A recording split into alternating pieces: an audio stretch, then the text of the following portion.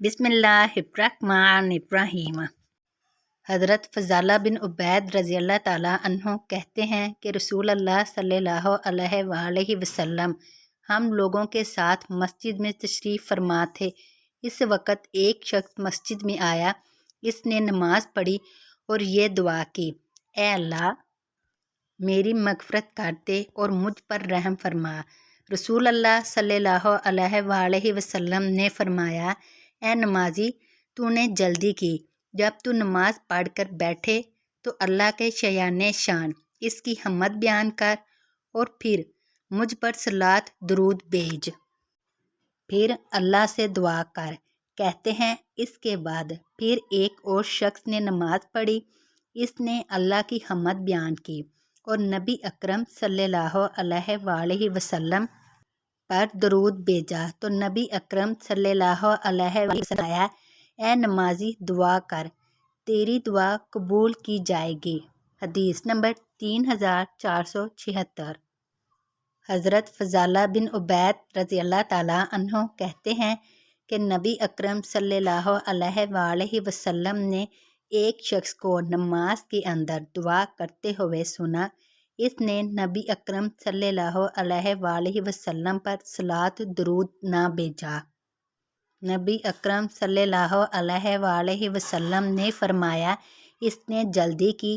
پھر آپ صلی اللہ علیہ وآلہ وسلم نے اسے بلایا اور اس سے اور اس کے علاوہ دوسروں کو خطاب کر کے فرمایا، جب تم میں سے کوئی بھی نماز پڑھ چکے تو اسے چاہیے کہ وہ پہلے اللہ کی حمد و ثنا بیان کرے، پھر نبی صلی اللہ علیہ وآلہ وسلم پر صلاۃ درود بھیجے، پھر اس کے بعد وہ جو چاہے دعا مانگے۔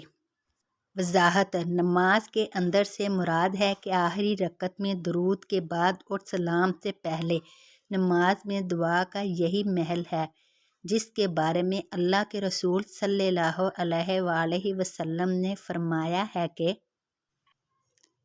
دعا میں کوشش کرو، یعنی پوری نماز سے فارغ ہو کر صرف سلام کرنا باقی رہ جائے۔ یہ معنی اس لیے لینا ہوگا کہ اسی حدیث میں آ چکا ہے کہ پہلے شخص نے نماز کے اندر دعا کی تھی، اس پر آپ صلی اللہ علیہ وآلہ وسلم نے فرمایا تھا کہ اس نے صلاۃ درود نہ بھیج کر جلدی کی۔ نیز دعا اللہ سے قرب کے وقت زیادہ قبول ہوتی ہے اور بندہ سلام سے پہلے اللہ سے بنسبت سلام کے بعد زیادہ قریب ہوتا ہے۔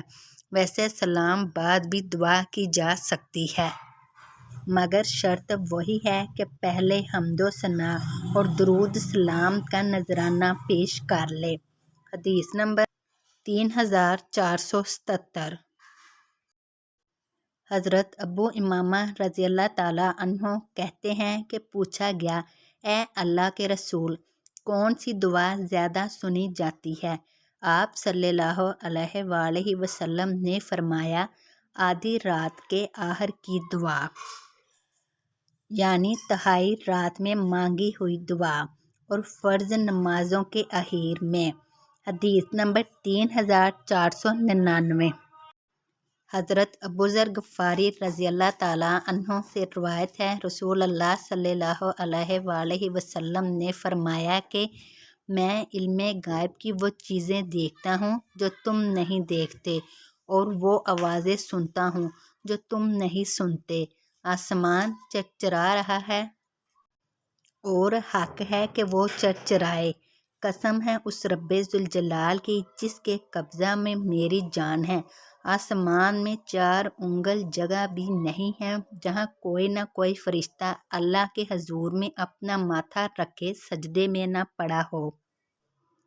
اگر تم وہ باتیں جانتے جو میں جانتا ہوں تو تم بہت کم ہنستے اور بہت زیادہ روتے، اور بستروں پر اپنی بیویوں سے بھی لطف اندوز نہ ہو سکتے، اور اللہ سے نال و فریاد اور گریہ وزاری کرتے ہوئے بیابانوں اور جنگلوں کی طرف نکل جاتے۔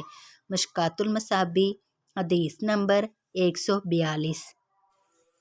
حضرت عبداللہ بن عمر رضی اللہ تعالیٰ عنہ سے روایت ہے کہ ایک شخص نے رسول اللہ صلی اللہ علیہ وآلہ وسلم سے دریافت کیا، کہ اے اللہ کے پیغمبر، بتلائیے کہ آدمیوں میں کون زیادہ ہوشیار اور دور اندیش ہے۔ آپ صلی اللہ علیہ وآلہ وسلم نے ارشاد فرمایا، وہ جو موت کو زیادہ یاد کرتا ہے اور موت کے لیے زیادہ سے زیادہ تیاری کرتا ہے، جو لوگ ایسے ہیں وہی دانش مند اور ہوشیار ہیں۔ انہوں نے دنیا کی عزت بھی حاصل کی اور آخرت کا اعزاز و اکرام بھی۔